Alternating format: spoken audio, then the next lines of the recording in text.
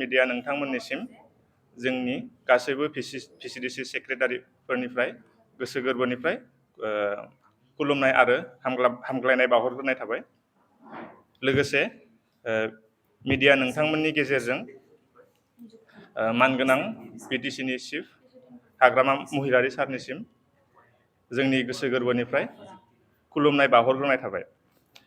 आंनि मुङा सायखं बर', आं उदालगुरि डिस्ट्रिक्टनि।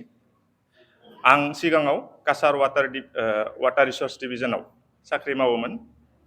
आं बे जबखौ एडिआरइनि गेजेरजों 2023 मायथाइयाव मोननो हादोंमोन। आंनि खस्थ' आरो नाजानायनि गेजेरजों आगस्ट 22, 2025 आव भिसिडिसि सेक्रेटारि पस्टनि एपइन्टमेन्टखौ मोननो हादोंमोन, जायनि थाखाय अलरेडि थाखानाय रेगुलार जबखौ नागारनानै आं भिसिडिसि सेक्रेटारि पस्टनि थाखाय माजबाद डेभेलपमेन्ट ब्लकआव जइन जाफैदोंमोन। बे जबाव साख्रि रिजाइन होनानै जइन जाहैनाया आंल' नङामोन, आंजों लोगोसे गोबां दंफैयो जायफोरनिखि थाखानाय साख्रिखौ रिजाइन होनानै नैबे जबाव जइन जाफैदोंमोन। दिनै जों बे जबखौ मावनाया 6 मान्थ जानानै थांबाय। बिडिअ मेमनि डाइरेक्सन बायदियै जों जोंनि मावनांगौ खामानिफोरखौ मावगासिनो दङ। जेरैबायदि PMAY सार्भे, PMAY चेकार, जब कार्ड EKYC आरो गोबां रोखोमनि ग्राम सभा बायदि हाबाफारिजों मावबोगासिनो दङ। बेजों लोगोसेनो जों इलेक्सन डिउटिबो मावबोदों आरो फैबाय थानाय स्टेट एसेम्ब्लि इलेक्सननि थाखायबो अलरेडि अर्डार ओंखारबाय। नाथाय दुखुनि बाथ्राया जों दिनैसिम सेलारि मोननो हायाखै। जोंहा न'खरनि फारसे गोबां रेसपन्सिबिलिटि दङ।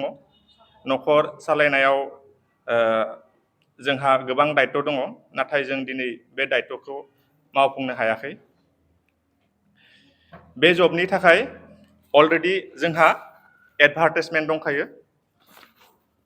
आरो बेनि गेजेरजोंसो जोङो एप्लाइ खालामदोंमोन। बेनि उनाव एडमिट ओंखारदों, जों एग्जामखौ लिरदों। एग्जामाव पास जाखांनायनि उनाव भाइभा लानाय जादोंमोन, जों भाइभायाव जिरायदों। बिब्दि गासैबो लिगेलि जासेयावबो दिनै जोङो सेलारिखौ मोननो हायाखै। बेवहाय जोंहा गोबां दुखु दङ।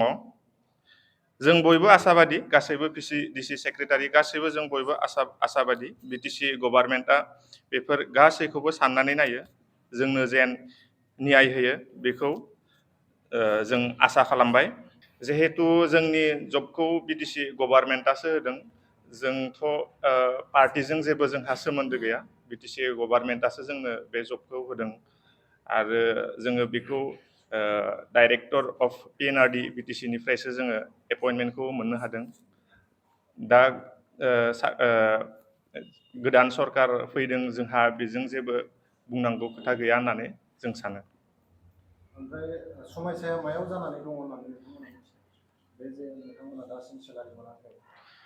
दायो जिहेतु जों मिन्थिनायाव अलरेडि जोंनि थाखाय बाजेट दंखायो, नाथाय मानि थाखाय जोंनो सेलारिखौ होआखै जों बिनि सायाव दासिम मिथिना मोनाखै। जुदि मोनाब्ला होआब्ला मा पर्यायाव नोंथांमोना मा खालामगोन, मा डिसिसन लागोन? जों रिकुवेस्ट खालामगोन दानि गोदान सरकार बिटिसिनि चिफ मानगोनां हाग्रामा महिलारी सारनिसिम जोंनिफ्राय गुरै रिकुवेस्ट, हाम्बल रिकुवेस्ट, जाहाथे गासैखौबो नोजोर होनानै जोंनि सेलारिनि खामानिखौ मावो। बेयो जोंनिफ्राय गुरै रिकुवेस्ट थागोन सारनिसिम।